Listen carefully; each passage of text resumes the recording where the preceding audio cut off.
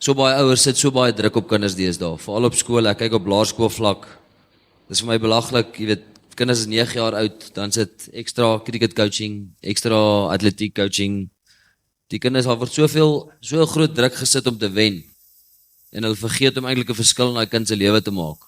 Die kompetisie wat in die skole aangaan, jy weet, alles gaan deesdae net oor wen. En jy het jou main core spelers, jy's 'n cricketspan van 11, maar die 6 main ouetjies, jy weet, alles draai om hulle. Die arme ouetjie wat dalk nie 'n great batsman is of so, jy weet, vir my min aandag word aan hulle gegee en hulle, jy weet, dat jy kan hulle nie eers laat bat nie want ons gaan nie wen nie.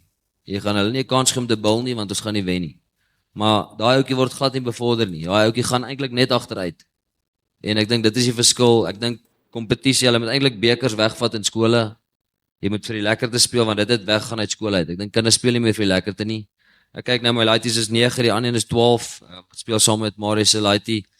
En weet, alles gaan oor wen. Dis nie om die ouetjie beter te maak nie. En vir my, 'n goeie coach, 'n goeie manager is nie die bekers wat jy wen nie. Ja, dit is nice. Dit staan op die rakke en mense onthou dit, maar die verskil wat baie coaches en managers om by in my lewe gemaak het, beteken vir my baie meer as die bekers wat daar staan.